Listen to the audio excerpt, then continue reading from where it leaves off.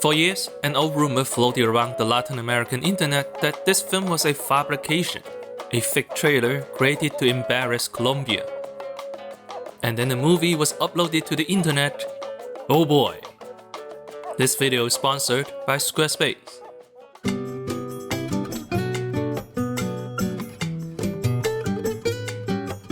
That's right, this isn't an amateur production by a 14-year-old on new grounds. That would have been awesome. Instead, this is a real production, an animated biopic created by a Colombian director, allegedly, in the style of anime, allegedly, to appeal to kids. In other words, it's f***ing awesome. Welcome back to our Bad Movies World Tour. Today, we're talking about Bolivar, a movie with a legacy as unhinged as its visual. Of all the ways to depict Latin America's fight for independence, why on earth would you pick anime? And how did it end up looking like this? My condolences to this letterboxd user who reportedly died from eye cancer and is reviewing the film from the 8th circle of hell where they play this movie 25 hours a day. If that piqued your curiosity the way it did mine, then let's sit back and enjoy Bolivar, the worst anime from Colombia.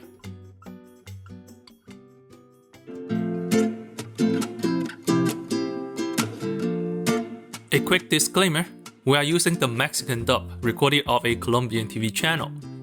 It looks bad, but it's the only publicly available version. The film is otherwise still lost media, so let's enjoy some shit in its most appropriate form. The film opens, innocently enough, showing the suffering of slaves under the Spanish. It's ugly, sure, but it's educationally ugly. But that veneer of legitimacy goes out the window when one of the slaves engages Kyle Kent and is promptly shot dead.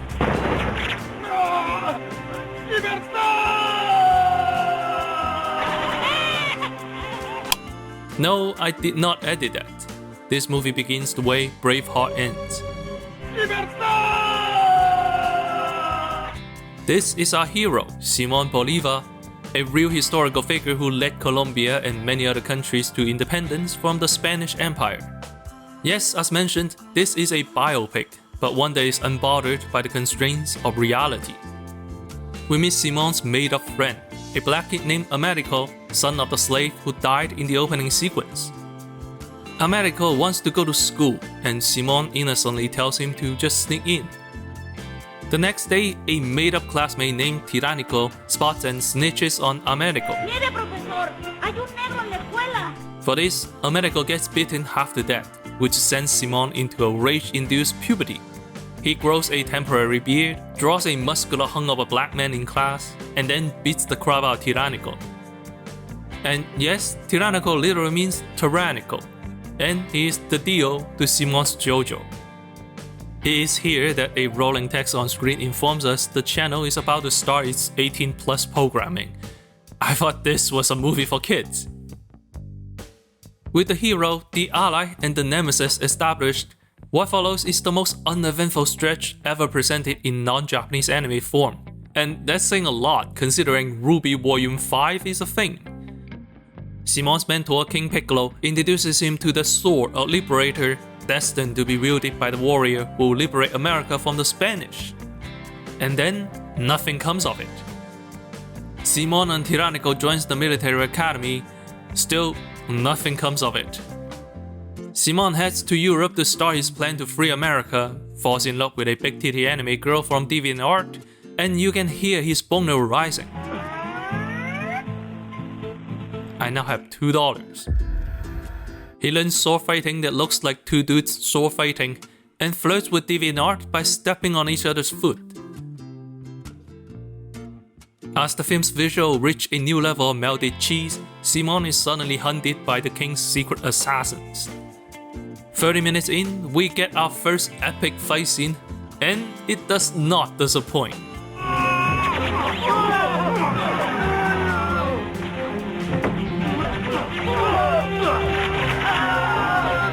Simón no sabe por qué lo persiguen, pero decide irse al norte de España. Meanwhile, Americo falls in love with a waifu from How to Manga, who just so happens to be Tiránico's sister. Damn, look at those humongous papers! Enraged, Tyrannical reports his sister for colluding with the rebellion, leading to her execution. Simon reunites with Americo and trains him personally, imparting the ancient power of God and anime. Chekhov's gun fully loaded, and guess what? Nothing comes of it. Finally, Simon picks up the diligent stick of Liberator, yells, "By the power of Grayskull, I have the power," and transforms into a wrinkly-looking man. At this point, the movie just gives up, narrating the rest of the plot in front of a floating flag. Por estas razones, a ese periodo se le llamó la Patria Boba. A Bolívar lo apresaron, pero escapó. That would have been good to actually see. But fret not, my friends. The last 10 minutes of the film are dedicated to a climactic battle between Simon and Tyrannico. Oh, Americo just kinda dies. The riveting 4 frames per second action occasionally dropped to 2. There's multi-kill bisection, after-image rushdowns, and whatever this is. The fight between Simon and Tyrannico is beyond commentary. I can only wish I'm half as funny as this movie naturally is.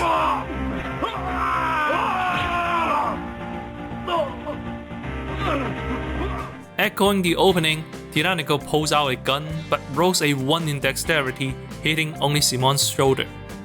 Simon closes in for the final blow, winning the battle and the war. Victoria! Viva la Victoria! But Simon isn't happy. He holds Americo, his dear friend who died in battle, as rain pours onto them.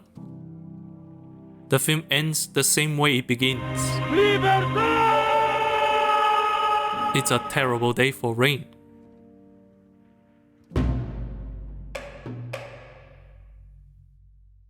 Next time, on Bolivar et Hoy, Simon becomes president of Gran Colombia. After years of recruiting rebels with flyers, he's ready to spread his message of freedom with a website from Squarespace.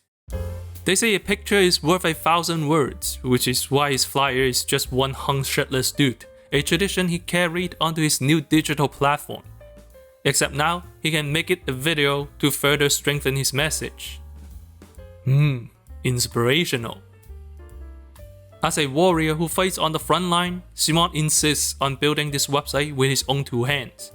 Luckily, Squarespace requires no design experience, just pick a template or consult the help center. And when it's time to rally support continent-wide, he can also set up his own newsletter. All he needs to do is start a free trial at squarespace.com/accencinema and use code accencinema for 10% off his first purchase. As they say, a website is mightier than a sword. With one to rally all of Latin America, Simon can overcome even greater challenges.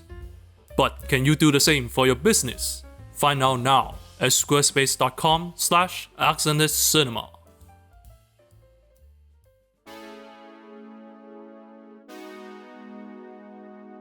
It's hard to overstate how in love Latin America was with anime in the 90s. I still do, but I used to too. Unlike the US and Europe, which had well-funded studios making their own programs, much of Latin America simply didn't. Instead, stations used cheap licensed anime to attract a young audience. Shows like Saint Seiya and Dragon Ball Z aired uncut, uncensored, often with one Spanish dub shared across the entire continent. Its availability and mass appeal turned anime into a cultural phenomenon. Even today, anime fans across Latin America hold event screenings that attract tens of thousands. Simply put, in the US, you got bullied for being a weeb. But in Colombia, you were a weirdo if you didn't watch anime. Bolivar et Hoy was born at the peak of this mania. To paraphrase the director, this film was made to exalt a homegrown hero, the way Hollywood blockbusters do, and it was made in the style of anime to capitalize on the popularity. Speaking as someone from China is a mindset I understand all too well. Not long ago, China wanted the same thing, to make blockbusters like Hollywood, to make anime like Japan. It was one of the many impacts of soft power. We grew up seeing mind-blowing special effects and beautiful hand-drawn visuals. They felt like marks of quality. The US and Japan became, by association, nations we looked up to. This cultural envy drove many ill-fated productions, including the infamous unreleased movie Empires of the Deep, announced as, quote, China's answer to Avatar. The film never materialized. The investor, a real estate tycoon named John Jiang, tried to will the whole thing into existence when a production like that requires infrastructures far beyond the means of a single person. The thing is, Japan's soft power was the result of deliberate pop culture diplomacy. In the 1980s, Japan exported a soap opera called Oshin outside the country for free, with the support of the Ministry of Foreign Affairs. Its comparatively high production value made the show a sensation in many countries. That's the seed that grew into Cool Japan, a deliberate, decades-long investment in artistic output. The recent rise of Chinese animation came from a similar kind of direct support. In other words, the mark of quality from anime is really a mark of a strong economy and infrastructure. Considering all this, the premise of Bolivar becomes clear. The project was meant to project the same kind of soft power. The filmmakers wanted the hero as attractive as an anime protagonist, as badass as a Hollywood action star. Despite poor domestic reception, the film was sent touring internationally anyway. It was shown at the Havana Film Festival, the Battle American Festival in Montreal, a Colombian cinema showcase in Porto Alegre, Cinema Fest in Puerto Rico, and like a bunch more stops. One can interpret the film as not just an attempt to emulate anime, but an attempt to mimic cultural prosperity, a brief, fleeting effort to look good on the global stage. In that pursuit, this shoestring budgeted film borrows every glossy trick from well-funded productions, like a poor man dressed in a rich man's coat. Being poor wasn't the problem. It's the shame of it, the need to pretend to be more. That is what makes everything so cringe.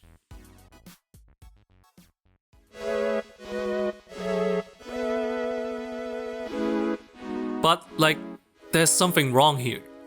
This is supposed to be made by a funded team, with money.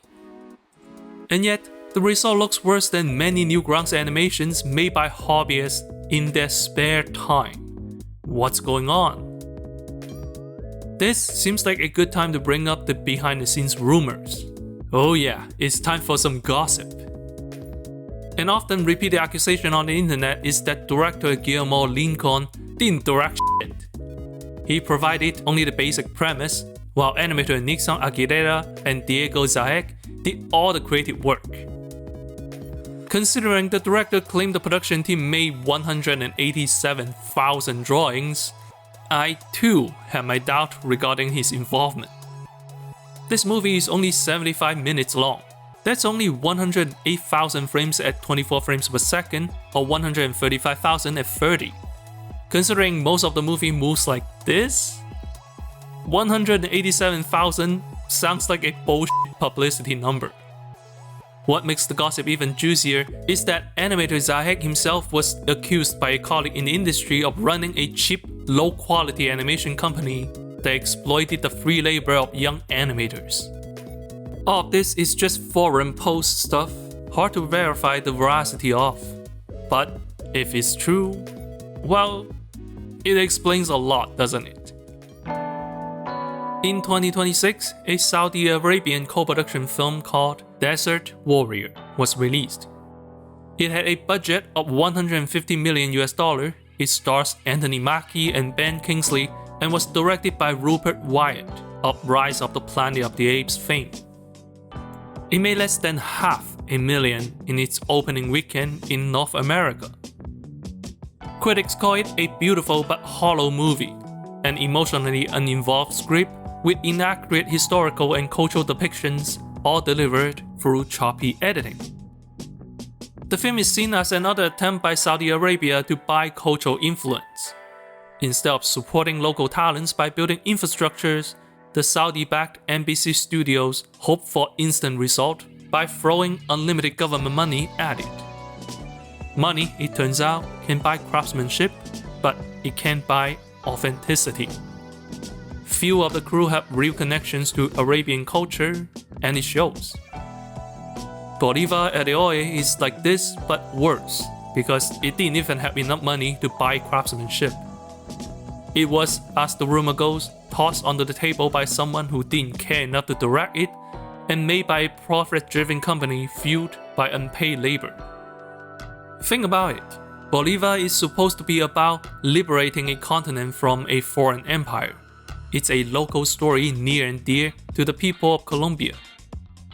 So why, oh why, would the filmmakers invent a bunch of fictional characters just so the story can be presented as a knockoff of Ho-Ho's bizarre adventure?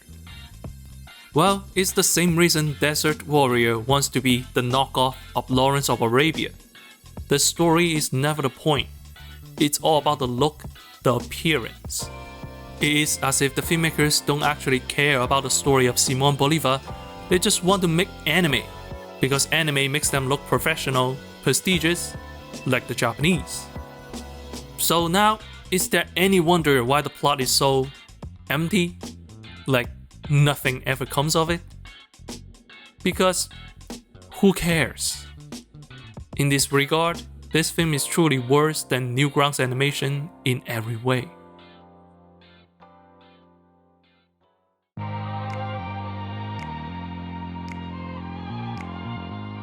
If there's any silver lining to this story, is that Colombia had enough passionate animation fans to even support this kind of production.